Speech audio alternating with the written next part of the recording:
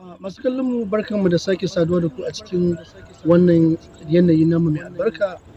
Kamar da ku saba duba da wannan channel namu mai albarka wato Ma Online TV wanda aka fi sani da MAA Online TV. Kuna tare da ni MD Kano wanda na kasance mamallakin wannan tasha. Insha Allahu a yau muna tare da waɗansu fasihai masana zakakurai akan tsari na ilimi na cryptocurrency, ma'ana digital money, ma'ana waɗansu kuɗaɗe ne waɗanda suke a yanar gizo.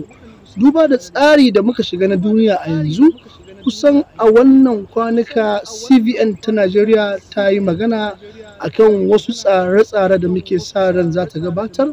A daidai wannan lokaci duba da al'ummar Najeriya, wasu sun razana, wasu sun firgita, wasu kuma sun tsaya cik, wasu kuma sun nutsu suna sauraron masana harka ta tsarin cryptocurrency su ji menene mafita, ina aka dosa, ina kuma za'a. A daidai wannan matsaya ne muka haɗu da jigajigai na masu ilimi akan harka ta tsarin cryptocurrency wato duniyar currency, wato duniyar cryptocurrency, wanda waɗannan al'umma za su bayyana mana mahanga da tsari da ma shin menene crypto, menene currency, menene kuma coin, menene token, menene hanyar da idan aka bi ta ba za ta lalace ba. Duba da waɗansu sun yi magana akan insimi, wasu sun ce UWORK, wasu sun ce wani abu, to mun kasa gane bambancin su UWORK da cryptocurrency, wanda waɗannan al'umma masu duniyar cryptocurrency su suke da haƙƙi da su bayyana mana menene bambancin aya da tsakuwa. Saboda ga kasance tare da mu a tashar mu ta Ma Online TV, mu sha kallo lafiya. Barkanmu da sake saduwa da ku a cikin wannan yanayi namu mai albarka daga gidan TV namu mai albarka wato Ma Online TV. Kamar yadda muka alkawarta muku cewar za mu zaƙulo masana sirri na tsarin cryptocurrency wanda CBN ta banin a yanzu. Yanzu haka muna tare da ɗaya daga cikin masana na tsari da ke tattare da tafiyar duniyar cryptocurrency team a Najeriya. A yanzu haka muna tare da Garba Muhammad Garba, wanda aka fi sani da Garba Crypto, wanda zai mana bayani tsakanin bambancin aya da tsakuwa, ma'ana shin kamar insimi, UWORK da ake magana su ma coin ne ko kuma suna cikin cryptocurrency. Sannan kuma zai mana bayani akan mahangan Najeriya da ta har samu damar yin banin na cryptocurrency. Shin crypto haramtaccen abu ne ko kuma halattacce? A wannan yanayi muke tunanin cewar Garba Crypto zai mana bayani. Malam Garba, over to you. Assalamu alaikum wa rahmatullah.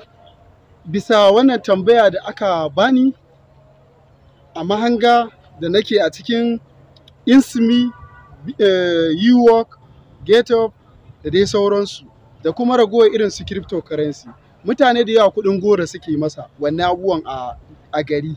So amma bambancin shi wancan insimi da GetUp already suna amfani ne mai, ba su amfani da algorithm, ma'ana ba su da linkin da blockchain.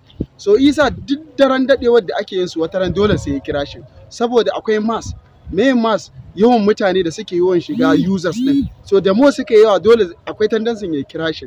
Amma abin da yake tafiya an algorithm, ma'ana blockchain kenan, it means yana aiki automatically ne. So shine wannan bambancin tsakanin wayannan ƙananan platform din da kuma cryptocurrency a takaice. Amma hanga kuma na ita gwamnatin Najeriya da ta fito da banin din shi wannan harkar cryptocurrency.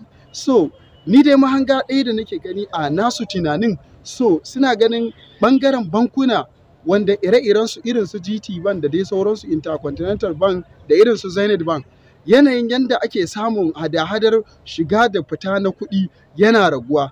Me yana raguwa? Saboda za ga irin su zuwan su POS, ATM, mutane da yawa in dai withdrawing za su yi to sun fi su je kan ATM machine ko su je POS su withdrawing. So hada-hada yau da gobe raguwa take yi. so wannan abin ya janyo nake ganin a ƙudurinsu suke son su shigo da wannan tsarin domin me a riga a tafi da su, saboda daren daɗewa sai ya kasance bankuna an rage musu ƙaimi. Ma'ana mai rage musu ƙaimi, yanayin amfani shige da fice na kuɗi, mutane sun fi su je su amfani da online banking like irin su Tifa Cash ko irin su Kuda Bank, su amfani wajen siyan coins da raguwar wasu exchanges na wallet online. So wannan abin ne ita hukumar Najeriya a nawa mahangan take ƙoƙarin yaya za a tafi da ita tare, ya kasance ita ma tana samun wani nata commission. So shine wannan abin da ta riga ta kawo, amma ba wani abu ne, saboda akwai ƙasashen da suka fi Najeriya ci gaba nesa ba kusa ba in terms of technologies, irin su America, irin su Cuba, irin su Australia. A harkar Australia ɓangaren su cryptocurrency ba su tsayi da me harkar cryptocurrency ba. To duk duniya ba mai iya wannan tsayi da wannan abin, saboda mai abu ne yana cikin blockchain, sannan yana tafiya going da algorithm automatically yake aiki. So ba yanda za a iya tsaye da wannan abu, saboda tun tale ma already an fara aiki ne ta ɓangaren P2P, ma'ana peer to peer. In zan riga in sai coin ko in siyar, direct zan na yi kai tsaye da mutum da mutum. Nan take in na riga zan siya, nan take zai appear da account number ɗina da number wayata. Already zai turo min Ethereum, ni kuma zan riga in tura ma kuɗi. A nan wajen ba zai yadda a samu wannan exchange ya zama completely ba, sai ya danna confirming, sannan zai zo ya shiga cikin wallet ɗina. In abin kuɗi na bai zo ba, to ni ma ba zan yi confirming ba, haka shi ma ba zai releasing ba. So in terms of P2P kenan, so haka abubuwan suke tafiya. A haka za ga gaskiya, a haka ba yanda za a ce gwamnati za ta tsaye da wannan tsari. A nawa mahanga kawai dai tana so ne ya za a yi tafiya tare da ita, saboda ci gaba ne yake zuwa na technology na duniya.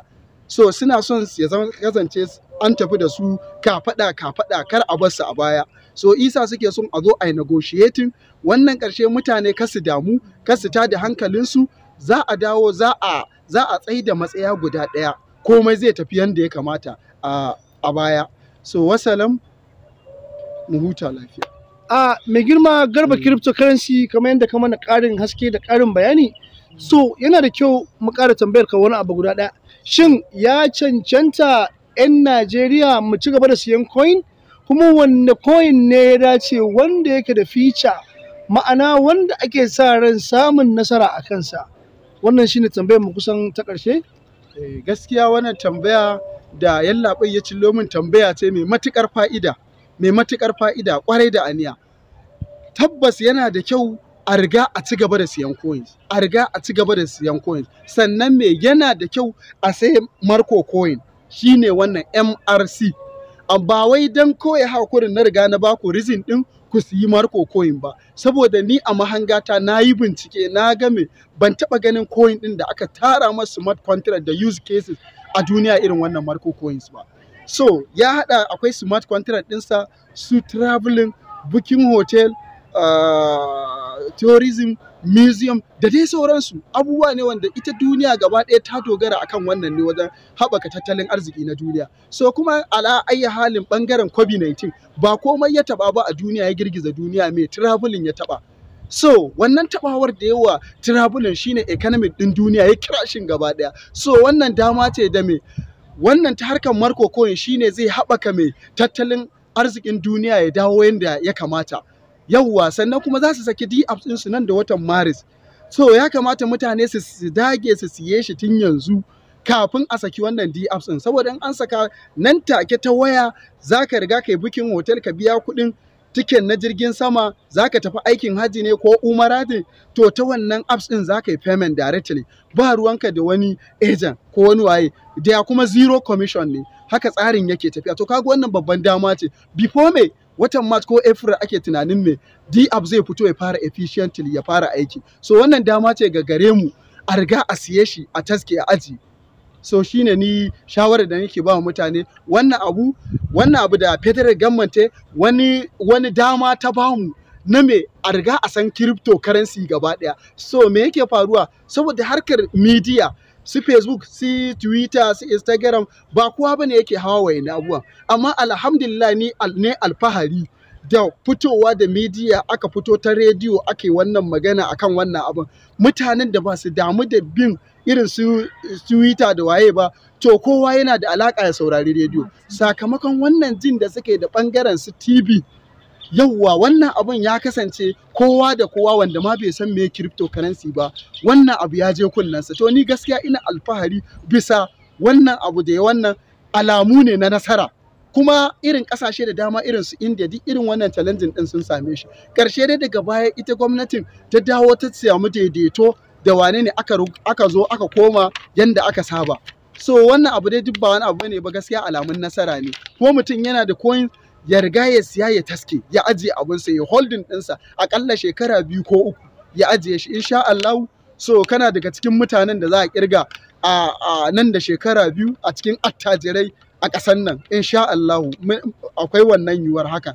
Saboda in muka biyo history na tarihin Bitcoin a yanda ya zo, don ko cika bai je ba, amma yanzu Bitcoin ya kai naira miliyan. Masu kallon mu a daidai wannan lokaci, barkanmu da sake saduwa da ku. Bayan da haka, a yau bakonmu wanda ya zo shi ma daga duniyar crypto mai suna Aminu Idris Hausawa, wanda aka fi sani da Al-Ihsan, zai mana ƙarin haske game da matsayar da za mu ɗauka akan maganar da CBN ta yi, ko kuma in ce Najeriya kacokan akan tsarin cryptocurrency. Shin Honorable Aminu Idris, muna maka barka da zuwa, kuma muna ƙoƙarin sauraron mafita daga wannan tasha tamu sama online TV MAA, wadda aka fi sauraron mu a YouTube. Honorable, over to you. Assalamu alaikum wa rahmatullahi ta'ala wa barakatuhu. Alhamdulillah nahmaduhu wa nasta'inuhu wa nastaghfiruh wa na'udzu billahi min shururi anfusina wa min sayyiati a'malina. Man yahdihillahu fala mudilla lahu wa man yudlil fala hadiya lahu. Wa ashhadu an la ilaha illallah wa ashhadu anna Muhammadan abduhu wa rasuluhu. Amma ba'du, assalamu alaikum wa rahmatullahi ta'ala wa barakatuhu. Duk da cewa mai gabatarwa ya gabatar da sunana, amma zan ƙara faɗa Honorable Aminu Idris Hausawa, wanda aka fi sani da Al-Ihsan. A yadda nake hanga cewa yannan CBN suka ce sun yi banin ɗin 'yan Najeriya da kan harkar cryptocurrency ba don wani komai ba ne. Dalilin sanarwa da ta fita cewa 'yan Najeriya suna ɗaya daga cikin su suka zo na biyu a cikin masu juya kuɗaɗe a harkar cryptocurrency. Wannan ne ina tunanin cewa wannan jin maƙudan kuɗaɗen da ake juyawa ta wannan ɓangaren harkar cryptocurrency, wanda kuma ba a Najeriya ake juya wannan kuɗin ba. Yadda za a juya wannan maƙudan kuɗin, Najeriya ba ta da benefitin ɗin komai, kuma bankunan da ake amfani da su a Najeriya ba sa da benefitin ɗin komai a wannan harkar.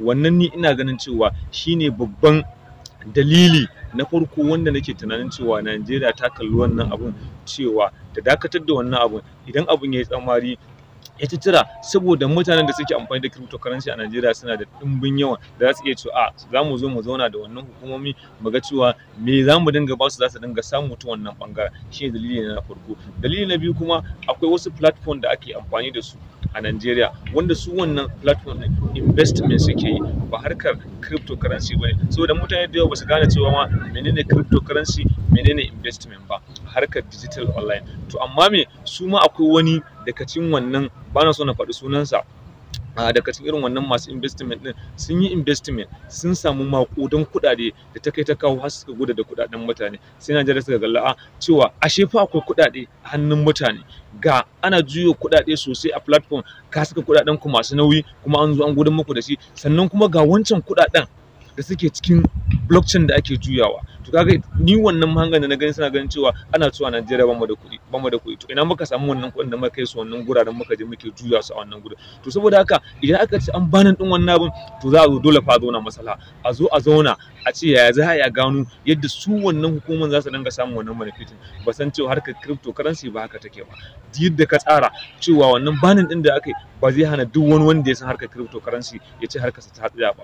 Domin mu da muke cikin harkar cryptocurrency, lokacin da aka ce ma an yi banin, mu lokacin muka ƙara ɗimin kuɗaɗen mu masu nauyi, muka je muka sai token, muka je muka sai coin muka ajiye. Saboda haka duk wanda yake harkar cryptocurrency kar wannan abun ya tayar mai da hankali, kar wannan abun ya firgita shi. Idan aka kula da cewa tun lokacin da yanayin yadda harkar cryptocurrency ta zo a duniya ba ma a Najeriya ba, ta haɗu da irin wannan ƙalubalancen da yawa, kuma bai sa wannan abun ya dakile su ba, sai ƙara sawa wannan abun ma yake ɗagawa. Tun abin da aka kula cewa a da mutane da yawa san cryptocurrency ba, amma a yanzu mutane wanda suka san cryptocurrency, kuma har yanzu masana wanda suke cikin cryptocurrency suna ganin cewa har yanzu mutanen da ya kamata ma su shiga cryptocurrency ba ma su shiga ba. To ku yi imagine a ce wannan mutanen sun shiga, yaya za a samu? Saboda haka a takaicen takaicewa ni na ga cewa mutane a faɗaɗa tunani a nemi kuma ilimi na wannan harkar cryptocurrency, domin cewa idan za ka yi abu ka san ilimin wannan abun kafin ka shiga cikin wannan abun.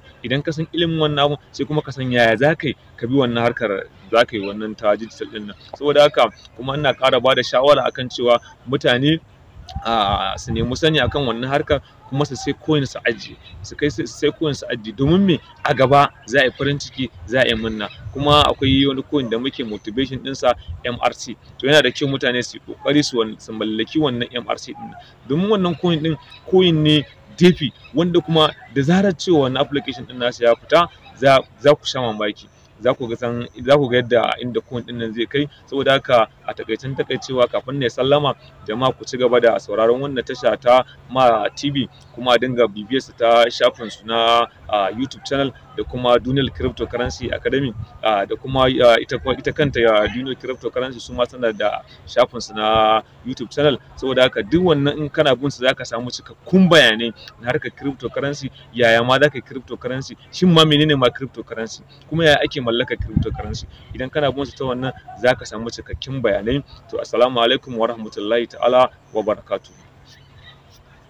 Mai girma Garba Crypto, muna maka fatan alkhairi a wannan tasha tamu ta Ma Online TV, kuma insha Allah ni ma ina da kokarin siyan wannan coin. Menene sunansa? Marco coin.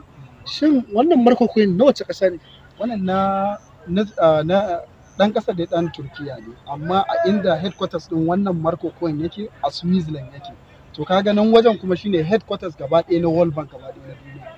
So a nan wannan Marco coin yake headquarters. So me za ka iya cewa masu sauraro game da tashar mu ta MAA, ma'ana Ma Online TV, wacce take zaƙulo fasihai irin ku, ko in ce ta ma fara yanzu zaƙulo fasihai irin ku da yin bayani akan tsarin cryptocurrency? Me za ka gaya masu sauraro akan wannan tasha? Gaskiya wannan tasha ce wacce ta ba mu gudunmuwa sosai wajen zaƙulo mutane irin mu, muka zo mu ba da yanayin gudunmuwa domin wayarwa da al'umma kai yanda ya kamata. Sannan kuma muna fatan wannan MAA TV in an ci gaba da saurara ta za ta kawo ma wayanda suka fi mu ba da gudunmuwa ta harkar cryptocurrency da sauransu. Wato ba na jin akwai sama da kai, domin sunanka Garba Crypto. So muna godiya daga Ma Online TV. Wannan Aminu Idris, ni mamallakin wannan tasha ta Ma Online TV, ina maka fatan alkhairi, kuma mun ji daɗi da ka zo ka ba mu ƙarin ilimi ga 'yan Najeriya gaba ɗaya kwata akan tsarin cryptocurrency. So a ƙarshe me za ka iya gaya wa 'yan Najeriya, kamar yadda ka umarce mu da cewar mu rika bibiyan wannan tasha ta Ma Online TV, ma'ana MAA Online TV a YouTube channel, ba don komai ba don mu rika samun ilimi, bambancin aya da tsakuwa, ma'ana bambancin investment da kuma tsarin cryptocurrency. To a ƙarshe me za ka iya cewa al'umma akan wannan? A ƙarshe ba don komai ba ne magana cewa a dinga bibiyar su ta shafin su. Dalili guda ɗaya ne, shi duk abin da za ka yi shi ya zama to cewa kana da ilimin sa akai, ya zama to kana da ilimin sa akai. To amma me, kafin ka shiga abu ya kamata ka samu ilimin sa. Abin da yasa na ce a dinga bibiyar su a shafin su, domin za ka dinga samun bayanai sosai, domin me suna gayyato masana ta wannan bangaren wanda za su rabe aya da tsakuwa. Ka gani in dai kana bibiyar su za a gane cewa menene ma cryptocurrency, ko ba ka bane ma ya za ka yi na mallaki cryptocurrency, ya zan ajiye cryptocurrency, idan na mallaka lokacin da nake da buƙatar cryptocurrency ya za a yi na sai da shi. To duk kana bibiyar su ta wannan duk za ka samu wannan cikakkun bayanai. Shine dalilin na cewa a dinga bibiyar su, saboda duk abin da za ka yi ka sami ilimin sa akai.